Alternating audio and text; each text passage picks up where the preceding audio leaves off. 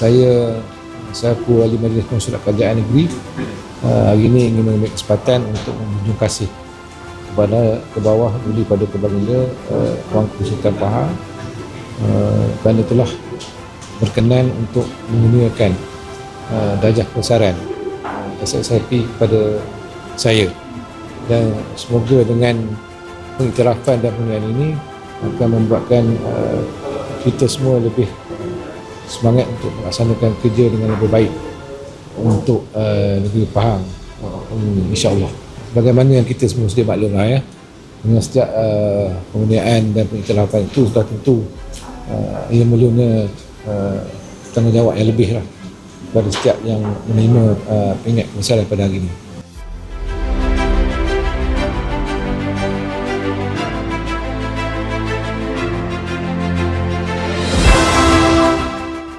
Patut menjunjung tinggi, menjunjung kurnia atas kurniaan tuanku sebenar hari keputeraan tuanku hari ini.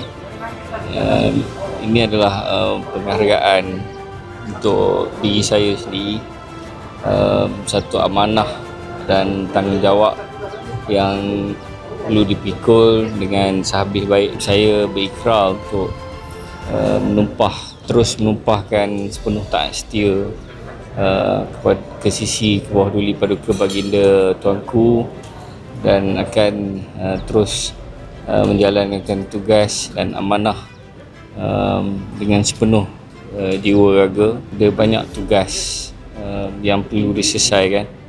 Ini satu penghargaan juga kepada anak-anak muda belia, sebab saya mewakili anak muda dan belia di negeri ini.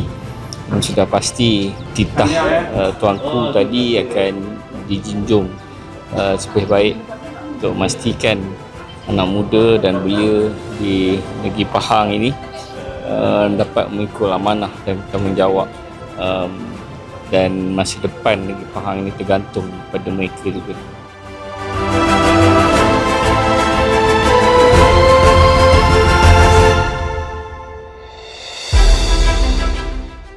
Sebenarnya amat terharu dengan anugerah yang diberikan oleh Bawah Duli pada Paduka Baginda Tuanku Sultan Pahang.